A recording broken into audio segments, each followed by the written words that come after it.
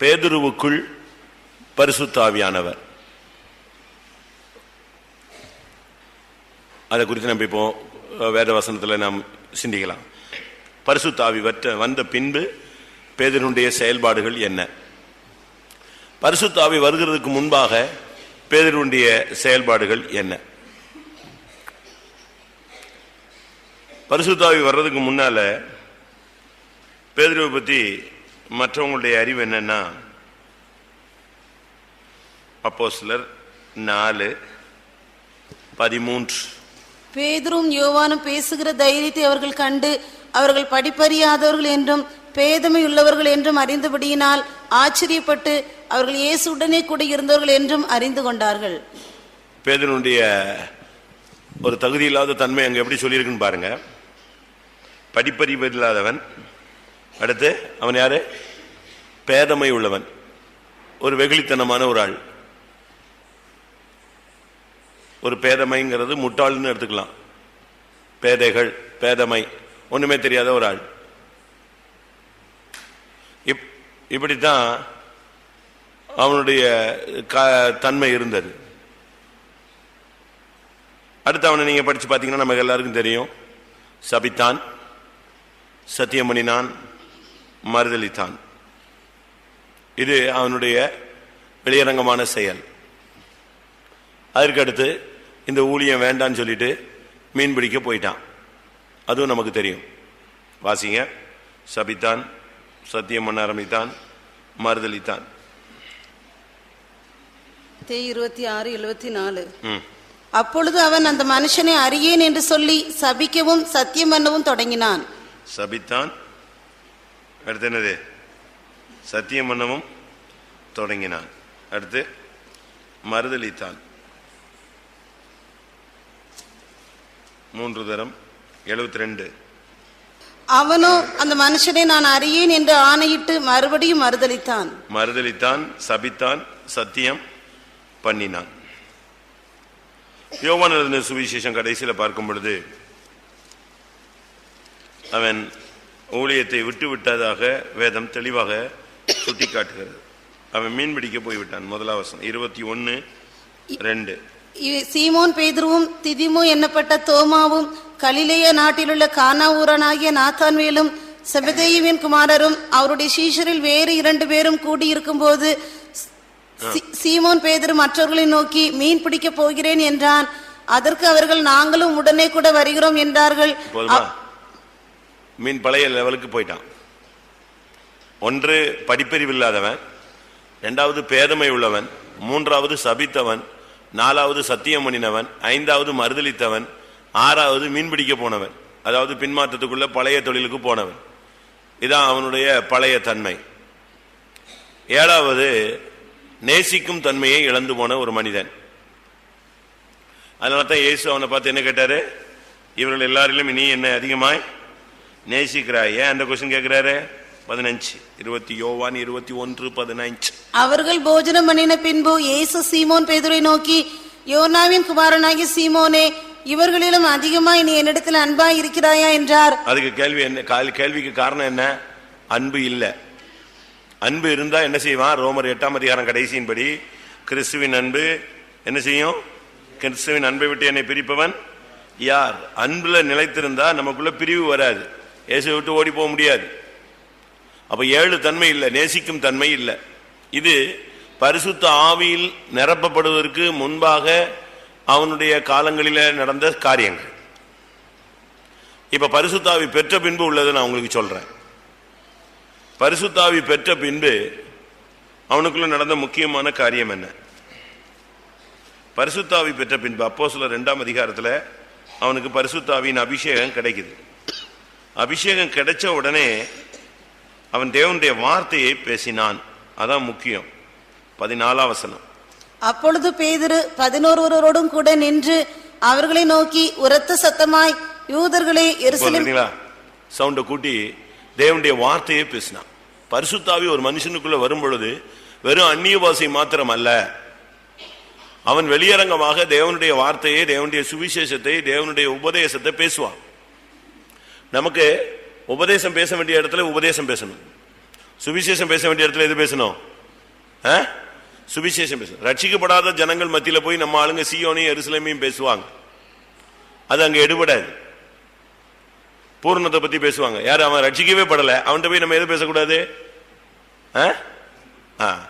3ஆம் கிளாஸ் பிள்ளைகள்கிட்ட போய் நம்ம PhD பத்தி, டாக்டரேட்டை பத்தி, MPhil பத்தி பேசினா மண்டையில ஏறாது. அங்க பேச வேண்டியது என்னது? சுவிசேஷம். சத்தியத்தை அறிஞ்சவங்க மத்தியில பேச வேண்டியது என்னது? உபதேசம். இங்க நான் பார்க்கும் பொழுது அவன் அழகா பேசுறான். யோவேல் தீர்க்கதரிசன வசனத்தை எடுத்து அட்டகாசமா பேசுறான். 16ஆம் வசனம், தீர்க்கதரிசியாகி யோவேலினால் உரைக்கப்பட்டபடியே இது நடந்தேறுகிறது. உடனே அவங்க சொல்றாங்க, பிரசங்கம் முடிச்ச உடனே நாங்க என்ன செய்யணும்னு. உடனே அதுக்கும் வசனம் சொல்றான், நீங்க மனம் திரும்பி பாவ மன்னிப்புக்கென்று ஞானசானம் பெற்று பரிசுத்தாவி பெறுங்க, வரத்தை பெற்றுக்கொள்ளுங்க, மாறுபாடான இந்த சந்ததியை விட்டு விலகிறவங்களை ரட்சித்துக் கொள்ளுங்க.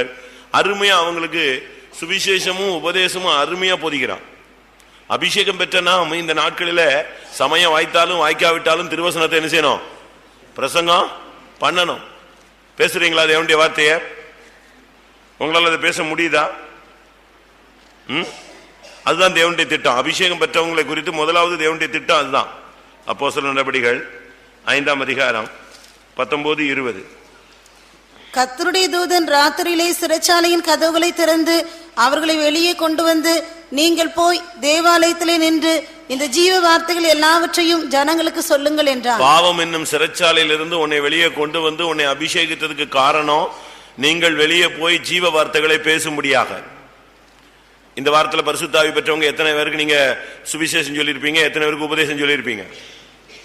அபிஷேகத்தினுடைய முதல் செயல் வார்த்தையை வெளிப்படுத்துதல். இரண்டாவது, அப்போஸ்தலர் நடபடிகள் 3ஆம் அதிகாரம், ஒரு சப்பானியை அவன் குணமாக்க ஆரம்பித்தான். தேவனுடைய வல்லமை அவனுக்குள்ள இருந்து சுகமாக்கும் வல்லமை விளங்கிற்று. 2ஆம் அப்போஸ்தலர் 3ஆம் அதிகாரம் 6, 7, 8. அப்பொழுது பேதுரு, வெள்ளியும் பொன்னும் என்னிடத்தில் இல்லை, என்னிடத்தில் உள்ளதை உனக்கு தருகிறேன், நசரேயனாகிய இயேசு கிறிஸ்துவின் நாமத்தினாலே நீ எழுந்து நட என்று சொல்லி வலது கையினால் அவனை பிடித்து தூக்கிவிட்டான். உடனே அவனுடைய கால்களும் கரடுகளும் பலன் கொண்டது. அபிஷேகம் வரும் பொழுது உனக்குள்ள இருந்து தேவனுடைய வல்லமை வெளிப்படும். அதான் ரொம்ப முக்கியம். அபிஷேகம் வரும்போது அந்த சக்தி ஜனங்களை குணமாக்கும், வல்லமை விளங்க ஆரம்பிக்கும், வெளியரங்கமான அற்புதங்கள் நடக்கும். அப்போஸ்தலர் 4:16. இந்த மனுஷரை நாம் என்ன செய்யலாம்? எருசலேமில் வாசம் பண்ணுகிற எல்லாருக்கும் தெரிந்திருக்கிறபடி வெளியரங்கமான அற்புதம் இவர்களால் செய்யப்பட்டதே. பாத்தீங்களா? அபிஷேகம் வரும் பொழுது உனக்குள்ள இருந்து தேவனுடைய வல்லமை வெளிப்படணும். அபிஷேகத்தினுடைய செயலே அதுதான். அற்புதங்களை செய்யும் சக்தி நமக்குள்ள இல்லைன்னு சொன்னா அபிஷேகம் டம்மியா இருக்குன்னு அர்த்தம். இன்னும் அதிகமா சொல்ல போனா அப்போஸ்தலர் 5:15. பிணியாளிகளை படுக்கைகளின் மேலும் கட்டில்களின் மேலும் கிடத்தி பேதுரு நடந்து போகையில் அவனுடைய நிழலாகிலும் அவர்களில் சிலர் மேல் படும்படிக்கு அவர்களை வெளியே வீதிகளில் கொண்டு வந்து வைத்தார்கள். எப்படி இருக்கும் பாத்தீங்களா? தேவனுடைய வல்லமையை சுமந்து திரிகிற ஒரு பாத்திரங்களாக மாறினார்கள். அதான் முக்கியம். ஆவிக்குரிய ஜீவியத்தில் வந்துட்ட பிறகு நம்ம அபிஷேகத்தில் சும்மா இல்ல, அபிஷேகத்தில் நிரம்பும் போது சுகமாக்கும் வல்லமை, அற்புதங்களை செய்யும் சக்தி, இதெல்லாம் நடக்கும். தானாவே நடக்கணும். நமக்குள்ள அப்படிப்பட்ட ஒரு ஜீவனை நாம் பெற்றிருக்கிறோம். உலகத்தில் இருக்கிறவங்க உங்களுக்குள்ள இருக்கிறவர் பெரியவர்னா சண்டை போடுறதுக்கு அல்ல, உனக்குள்ள இருந்து அற்புதங்களை செய்யக்கூடிய பெரியவர் இருக்கிறார். உனக்குள்ள பெரிய காரியங்கள் நடக்கும். மூன்றாவது, அவனை அழைக்கும் போது கர்த்தர் சொன்னார், நீ மீன் பிடிச்சிட்டு இருக்கிற, நான் உன்னை எப்படி மாத்த போறேன்? எப்படி மாத்த போறேன்? மனுஷனை பிடிக்கிறவனாய் மாற்ற போறேன். ஒரு கால், நீங்க அப்போஸ்தலர் நடபடிகள் 2ஆம் அதிகாரத்தை வேகமா படிச்சா 5 நிமிஷம் கூட படிக்க வேண்டாம், 1 நிமிஷத்துல கூட படிக்கலாம், டக்கு டக்கு டக்கு டக்கு டக்கு. ஆனா இவன் நிறுத்தி அழகா இந்த யோவேல் தீர்க்கதரிசன புஸ்தகம் இதெல்லாம் அழகா பிரசங்கம் முடிச்சு போகும்போது அப்போஸ்தலர் 2ஆம் அதிகாரம் 41. அவனுடைய வார்த்தையை சந்தோஷமாய் ஏற்றுக்கொண்டவர்கள் ஞானஸ்நானம் பெற்றார்கள். அன்றைய தினம் ஏறக்குறைய 3000 பேர் சேர்த்துக் கொள்ளப்பட்டார்கள். ஒரே பிரசங்கம் எத்தனை பேரை சந்திச்சது? எத்தனை பேரை பிடிச்சிருச்சு? 3000 பேரை பிடிச்சது. அப்போஸ்தலர் நடபடிகள் 4ஆம் அதிகாரம் 4ஆம் வசனம். வசனத்தை கேட்டவர்களில் அநேகர் விசுவாசித்தார்கள். அவர்கள் தொகை ஏறக்குறைய 5000 இருந்தது. எப்படி 3, 5, 8 ஒரு இன்சிடென்ட்ல எவ்வளவு பேர் ரட்சிக்கப்பட்டாச்சு? அபிஷேகம் பெற்ற போது 3000 பேரு, அற்புதம் நடந்த போது 5000 பேர். இப்ப இவன் போய் யாரையும் வலைய போட்டு பிடிச்சுக்கிட்டு வாங்க வாங்க பிரதர் சிஸ்டர் வாங்க அப்படிலாம் கூட்டு வரல. வல்லமை வெளிப்படும் பொழுது தானே, ஏதாவது பலாப்பழத்துக்கு என்ன செய்ய வேண்டியதில்லை, வா வான்னு கூப்பிட வேண்டியதில்லை. பலாப்பழத்தை ஓபன் பண்ணா போது யாரு வந்துருவா? நமக்குள்ள சரியான பரிசுத்தாவியின் வல்லமை இருந்தால், ஒன்று நாம் தேவனுடைய வார்த்தையை பேசுவோம், இரண்டாவது தேவனுடைய வல்லமையை வெளிப்படுத்துவோம், மூன்றாவது ஜனங்களை பிடிக்கக்கூடியவர்களாய் மாறுவோம். 4வது,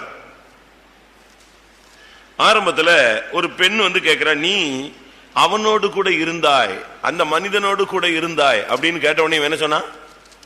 ஸ்திரீயே, பெண்ணே, அந்த மனுஷனை நான் அறியேன். ஆனா இப்போ அபிஷேகம் பெற்ற பிறகு இந்த பயம் ஓடிய போச்சு. அப்போஸ்தலர் 4ஆம் அதிகாரம் 18ஆம் வசனம், 17, 18. ஆகிலும் இது அதிகமாய் ஜனத்துக்குள்ளே பரம்பாதபடிக்கு இது முதல் ஒருவரோடும் இந்த நாமத்தை குறித்து பேசக்கூடாது என்று அவர்களை உறுதியாய் பயமுறுத்த வேண்டும் என்று சொல்லிக்கொண்டு அவர்களை அழைத்து இயேசுவின் நாமத்தை குறித்து எவ்வளவும் பேசவும் போதிக்கவும் கூடாது என்று அவர்களுக்கு கட்டளையிட்டார்கள். பேதுரும் யோவானும் அவர்களுக்கு பிரதியுத்தரமாக, தேவனுக்கு செவி கொடுக்கிறதை பார்க்கிலும் உங்களுக்கு செவி கொடுக்கிறது தேவனுக்கு முன்பாக நியாயமா இருக்குமோ என்று நீங்களே நிதானித்து பாருங்கள். நாங்கள் கண்டவைகளையும் கேட்டவைகளையும் பேசாமல் இருக்க கூடாதே என்றார்கள். பாத்தீங்களா? இப்ப சொல்றான், அது எப்படிங்க நாங்க நிறுத்த முடியும்? நான் தேவனுக்கு செவி கொடுக்கிறதா மனுஷனுக்கு செவி கொடுக்கிறதா? எது கரெக்ட்? கண்டவைகளையும் கேட்டவைகளையும் நான் கரெக்டா என்ன செய்வேன்? பேசுவேன். பயம் போயிடுச்சு. பூரண அன்பு, அபிஷேகம் வந்து அன்பு. அபிஷேகத்துக்கு இன்னொரு பேர் என்னது? அன்பு. சரிதானா? ரோமர் 5ஆம் அதிகாரம். மேலும் நமக்கு அருளப்பட்ட பரிசுத்த ஆவியினாலே தேவன் வசிங்க 5:5. மேலும் நமக்கு அருளப்பட்ட பரிசுத்த ஆவியினாலே தேவ அன்பு நம்முடைய இருதயங்களில் ஊற்றப்பட்டிருக்கிறபடியால். அப்ப பரிசுத்த ஆவிங்கிறது என்னது? தேவ அன்பு. அன்பு உள்ள வந்த பிறகு மனுஷ பயம் சுத்தமா போயிடுச்சு. அப்ப இயேசுக்காக அடிக்கப்படுறதுக்கு ரெடியா? ரெடி, அடி வாங்கிக்கிறேன். சிலுவையில தொங்குறதுக்கு ரெடியா? ரெடி, அடி வாங்கிக்கிறேன். எதுக்குனாலும் அவன் ரெடியா வந்த நிலவரத்துக்கு வந்தாச்சு. காரணம் என்னன்னா, பயம் போய்விட்டது. ஒன்று, அபிஷேகம் பெற்ற மனுஷன் தேவனுடைய வார்த்தையை பேசுவான். இரண்டாவது, அவனுக்குள்ள தேவனுடைய வல்லமை விளங்க வேண்டும். மூன்றாவது, அவன் மனிதனை பிடிப்பான். நான்காவது, அவனுக்கு தைரியம் வந்துடும், பயம் போயிடும். அதான் அப்போஸ்தலர் 4ஆம் அதிகாரம் 13. பேதுரும் யோவானும் பேசுகிற தைரியத்தை அவர்கள் தைரியம், இப்ப அவங்களுக்குள்ள தைரியம் வந்துருச்சு. எபிரேயர், மிகுந்த பலனுக்கு எதுவான உங்களுடைய தைரியத்தை விட்டு விடாதிருங்கள். 10:35. ஆகையால் மிகுந்த பலனுக்கு எதுவான உங்கள் தைரியத்தை விட்டு விடாதிருங்கள். ஒரு அபிஷேகம் பெற்றவனுக்கு தைரியம் தான் முக்கியம். போல்டா இறங்கி அடிக்கிறான், என்னன்னாலும் செய்யுங்க. அந்த விதமான ஒரு சத்தியத்துல ஒரு தைரியம் வந்தது. அடுத்து,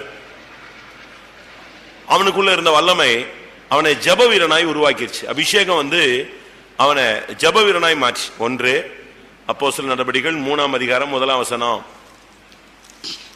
ஜப வேளையாகிய 9ஆம் மணி நேரத்திலே பேதுரும் யோவானும் தேவாலயத்துக்கு போனார்கள். ஜபாலயத்துல எதுக்கு போனாங்க? தேவாலயத்துக்கு எதுக்கு போனாங்க? ஜெபம் பண்ணும்படி. இப்ப ஜப ஆவி தூண்டி அவன் போறான். 10ஆம் அதிகாரம் 9ஆம் வசனம். மறுநாளிலே அவர்கள் பிரயாணப்பட்டு அந்த பட்டணத்துக்கு சமீபித்து வருகையில் பேதுரு 6ஆம் மணி நேரத்திலே ஜெபம் பண்ணும்படி மேல் வீட்டில் ஏறினான். ஜப வேலைங்கிறது 9ஆம் மணி நேரம். அது நம்ம ஃபர்ஸ்ட் படிச்சோம் அப்போஸ்தலர் 3:1. ஆனா இப்ப தனக்கு கிடைச்ச நேரத்துல ஜெபம் பண்றான். 2 ஜெபம் இருக்கு. சபையில ஒரு ஜெபக்குரிய ஒரு டைம் இருக்கு, அது ஜெப நேரம். இது போக உங்களுக்கு கிடைக்கிற நேரத்துல நீங்க என்ன செய்யணும்? ஜெபிக்கணும். நீங்க அப்போஸ்தலர் 10ஆம் அதிகாரத்துல படிச்சு பாத்தீங்கன்னா, பசிக்குது அவனுக்கு, அவங்க போஜனத்தை ரெடி பண்றாங்க. இந்த கேப்புக்குள்ள போய் அவன் என்ன செய்யறான்? ஜெபம் பண்றான். வாசிங்க அப்படி. அவன் மிகுந்த பசி அடைந்து சாப்பிட மனதாய் இருந்தான். அதற்கு அவர்கள் ஆயத்தம் பண்ணுகையில் அவன் ஞான திருஷ்டி அடைந்து. இப்ப அவன் எங்க போறான்? ஜெபிக்க போறான். அதனால நமக்கு இந்த நாட்களில அபிஷேகத்தில் இருக்கிற மனுஷனுக்கு யாரும் சொல்லி தர வேண்டியதில்லை. அவன் ஆட்டோமேட்டிக்கா எங்க போயிடுவான்? தேவ சமூகத்துக்கு போயிடுவான். அபிஷேகம் அவனை லீட் பண்ணும். ஒரு அரை மணி நேரம் டைம் கிடைக்குன்னா சோத்திரம் சோத்திரம், யாரும் பார்க்கலையா, யாரும் இல்லையா, டிஸ்டர்ப் இல்லையா, பிள்ளைங்க இல்லையா, புருஷன் போயாச்சா, ரைட்டு தோத்திரம் பண்ணு, அரை விட்டு போட்டு தேவ சமூகத்துல கொஞ்ச நேரம் ஜெபிச்சிடலாம். அப்படி ஒரு பிரேயர் லைஃப் தானாவே அபிஷேகத்துல உண்டு. அடுத்ததாக சும்மா வெறும் வெத்து வெட்டு ஜபம் கிடையாது, ஒரு சாதாரண ஜபம் கிடையாது. ஜபத்துக்கு அவனுக்கு பதில் உண்டு. ஜப வேளையில அங்க போனா அற்புதம் நடந்துச்சு, இங்கே ஜபம் பண்ணா என்ன கிடைச்சது? மறுபடியும் எந்த வசனம்? அவன் தரிசனம் அடைந்தான், இல்லாவிட்டா ஞான திருஷ்டி அடைந்தான்.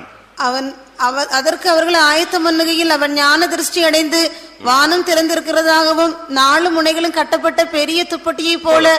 19ஆம் வசனம். பேதுரு அந்த தரிசனத்தை குறித்து சிந்தனை பண்ணி, ஒரு தரிசனம்.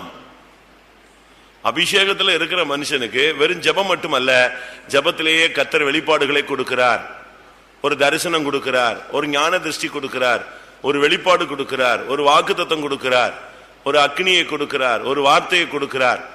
அபிஷேகத்துல இருந்து சும்மா எந்திரிச்சு போறதில்ல. அபிஷேகம் ஒரு நிறைவான ஜீவன், பரிபூர்ண ஜீவன். ஏனென்றா அது பரலோகத்தில் இருக்கிற பரிசுத்த பிதாவினுடைய இல்லாவிட்ட குமாரனுடைய எல்லா காரியங்களையும் வெளிப்படுத்தக்கூடியவர். திருத்துவத்தில் அவர் 3வது நபர். அவர் இல்லாம புதிய ஏற்பாட்டு சபை கிடையாது. அதனால தான் பைபிள்ல சொல்லி இருக்கிறது ஆவி என்னும் அச்சாரம். அடுத்து மீட்கப்படும் நாளுக்கென்று நீங்கள் பெற்ற முத்திரையாக பெற்ற பரிசுத்த ஆவி.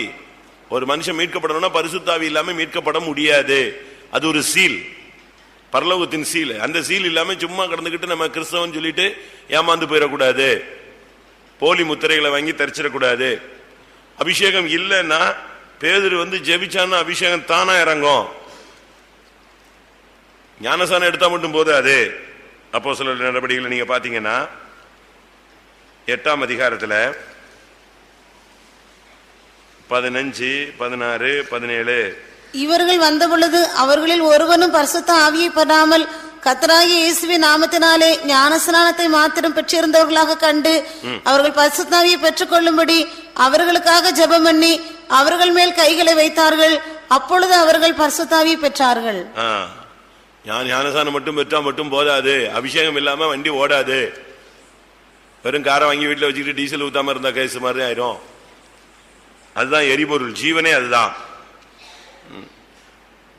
அப்போஸ்தலர் நடவடிக்கைகள் 10ஆம் அதிகாரத்துல இதே பேதுரு கை வச்ச உடனே அங்க 8ஆம் அதிகாரத்துல அபிஷேகம் கிடைச்சது. 10ஆம் அதிகாரம் கடைசியில 44 இருந்து வாசிங்க 47 வரைக்கும். இந்த வார்த்தைகளை பேதுரு பேசிக் கொண்டிருக்கையில் வசனத்தை கேட்டவர்கள் யாவர் மேலும் பரிசுத்த ஆவியானவர் இறங்கினார். அவர்கள் பல பாஷைகளை பேசுகிறதையும் தேவனை புகழுகிறதையும் பேதுரோட கூட வந்திருந்த விருத்த சேதனமுள்ள விசுவாசிகள் கேட்கும் போது பரிசுத்த ஆவியின் வரம் பிரஜாதிகள் மேலும் பொழிந்தருளப்பட்டதை குறித்து பிரமித்தார்கள். பாத்தீங்களா, பல பாஷைகளை அவர்கள் பேசினார்கள். அத உடனே கொஸ்டின் ஆயிடுச்சு, இது சரியா தப்பான்னு. உடனே அப்போஸ்தலர் 11:15 அதுக்கு விளக்கம் கொடுக்கிறாரு. நான் பேச தொடங்கின போது பரிசுத்த ஆவியானவர் ஆதியிலே நம்மேல் இறங்கினது போலவே அவர்கள் மேலும் இறங்கினார். ஆவியானவர் அவர் ஆள் தத்துவம் உள்ளவர். அது ஆவினா ஒரு ஸ்பிரிட் காத்துன்னு நினைச்சிடக்கூடாது. பரிசுத்த ஆவியானவர் திருத்துவத்தில் 3வது நபர். அதனால இது தரிசனம். அடுத்து பரிசுத்த ஆவி பெற்றவன் ஜெபித்தா ஜட்ஜ்மெண்ட் உண்டாகும். அபிஷேகத்துல நிரம்பி நீங்க ஒரு ஜெபம் பண்ணிட்டீங்கன்னா முடிஞ்சு போனது, அவன் கதை முடிஞ்சு போன கேஸ். அப்போஸ்தலர் நடவடிக்கைகள் 8ஆம் அதிகாரம்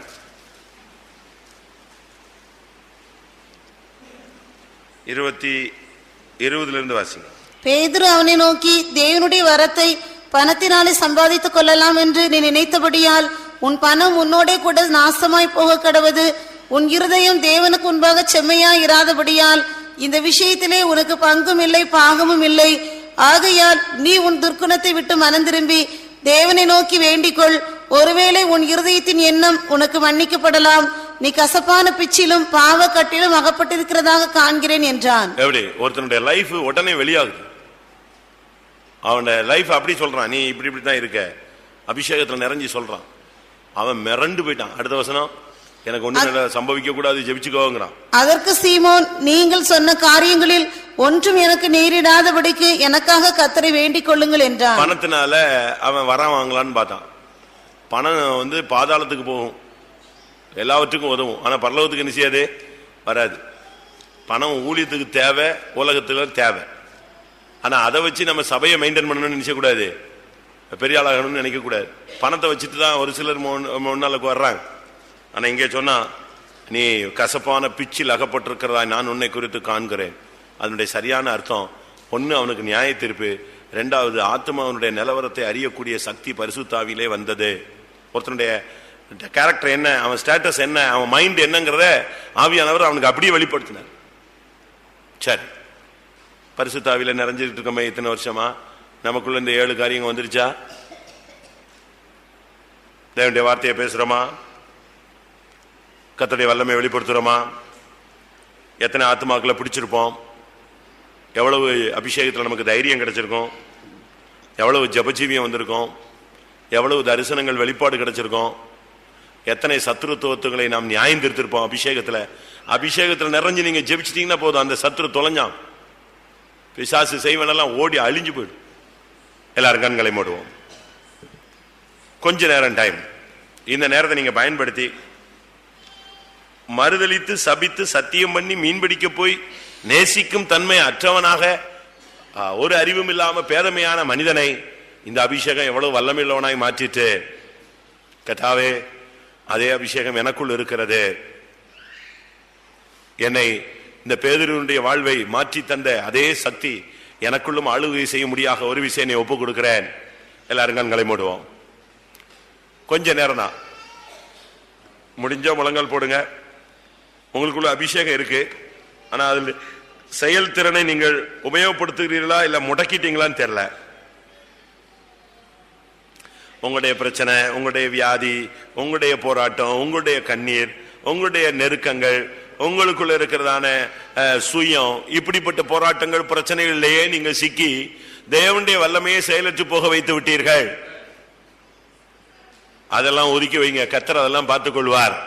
கொஞ்ச நேரம் கர்த்தருடைய ஆவி பேதுருவுக்குள் வந்த பொழுது அவனுக்குள்ளே வந்த அந்த ஜீவ வார்த்தையை பாருங்கள், அவனுக்குள்ள வந்த ஜெப ஆவியை பாருங்கள், அவனுக்கு கிடைத்த தரிசனங்கள் வெளிப்படுத்தலை பாருங்கள், அவனுக்குள்ள இருந்த தைரியத்தை பாருங்கள், அவன் மூலமா ஆத்துமாக்கள் பிடிக்கப்பட்டதை பாருங்கள், அவனுடைய நிழலில் இருந்த தேவனுடைய வல்லமையை பாருங்கள், அவனுடைய வார்த்தையில் இருந்த தேவனுடைய நியாயத்தீர்ப்பின் சக்தியை பாருங்கள். கர்த்தாவே எனக்குள்ளும் அதே அபிஷேகம், மாறாத அபிஷேகம், அது 1ஆம் நூற்றாண்டில் அனுப்பப்பட்டது, இது கடைசி நூற்றாண்டில் நமக்கு அது அதிகமாய் தேவை. கர்த்தாவே என்னை பரிசுத்தாவில் நிறைந்தவனாய் மாற்றும் ஆண்டவரே. இந்த பேதுருவை மறுதலித்து சபித்து சத்தியம் பண்ணி மீன்பிடிக்க போனவனை தேடி வந்து அபிஷேகித்து இவ்வளவு மகிமையான காரியங்களை செய்யக்கூடுமானால் இன்றைக்கு முழங்கால் படியிட்டு உம்முடைய கரத்தில் என்னை ஒப்பு கொடுக்கிறேன். எனக்குள் இந்த பரிசுத்த ஆவியின் ஜீவன் பரிபூர்ணமாய் ஆளுகை செய்யட்டும். ஹல்லேலூயா. கேளுங்கள், போராடுங்கள், தேவனை நோக்கி அபயமிடுங்கள். ஆவியானவர் நம்மை முடிசூட்டட்டும். ஹல்லேலூயா. ஆமென். நான் ஏன் பேதுருவுடைய 2 தன்மையும் சொன்னேன்னு சொன்னா, நீங்க எந்த நிலவரத்தில் இருந்தாலும் சரி, இந்த அபிஷேகம் உங்களை அந்த அளவு உயர்த்த முடியும், மாற்ற முடியுங்கிறதுக்கு தான் இது சொன்னேன். சபிச்ச மனிதனை தைரியம் உள்ளவனாய் மாற்றி நிறுத்த வைத்தார். மறுதலிச்சு ஓடின மனுஷனை நின்று கர்த்தருக்காக அடிபட வைத்தார். ஆமென், ஆமென். ஒரு ஜெபமே இல்லாத ஒரு மனுஷனை கெத்சமனே தோட்டத்தில் போய் முகங்குப்புற விழுந்து இயேசு ஜெபிக்கும் பொழுது ஜெபமே இல்லாம தூங்கிக்கிட்டு இருந்த மனுஷனை ஜெப வீரனாய் கர்த்தர் மாற்றினார். அது எப்படி மாற்றப்பட்டது? பரிசுத்த ஆவியின் வல்லமை. அதுதான் அந்த அபிஷேகத்தை பெற்றுக்கொள்ளுங்கன்னு நான் சொன்னேன். ஹல்லேலூயா. கொஞ்ச நேரம் தான் நமக்கு டைம். உங்களுக்கு இந்த எது தேவையோ, எது குறைவா இருக்கோ அது அபிஷேகத்தில் கேட்டு நிரப்பிக் கொள்ளுங்கள். வாயை திறங்க, முழங்கால போடுங்க, போராடுங்க. ஜெபம், தரிசனம், பயமற்ற தன்மை, சத்துருவை கடிந்து கொள்ளுதல். ஹல்லேலூயா, ஹல்லேலூயா, ஹல்லேலூயா, ஹல்லேலூயா. ஆமென், ஆமென். அபிஷேகம் வரட்டும். நீ மனிதனை பிடிக்கிறவனாய் மாறுவாய். உன் வாயில் ஜீவ வார்த்தையை வைக்கட்டும். வல்லமை விளங்கும் பெட்டியாய் மாறுவாயாக. ஆமென். ஆவியானவர் இறங்கட்டும், இறங்கட்டும். டைமை வேஸ்ட் பண்ணிடாதீங்க. ஹல்லேலூயா.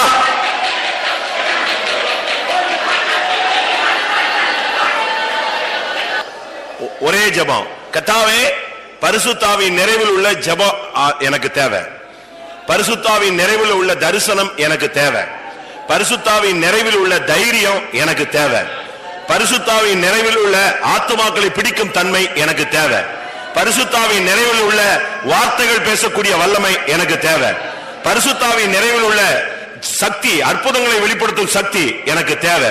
பரிசுத்தாவியிலே எனக்கு கிடைக்க வேண்டிய வெளிப்படுத்தல் எனக்கு தேவை. ஒவ்வொரு மனுஷனை குறித்து, தெய்வீகத்தை குறித்து எனக்கு ஒரு வெளிப்படுத்தல் தேவை. இது மட்டும்தான் உங்க ஜெபமா இருக்கணும். வேற எதையும் நீங்க சிந்திக்கவே கூடாது. இந்த இதே பாயிண்ட்ல நில்லுங்க.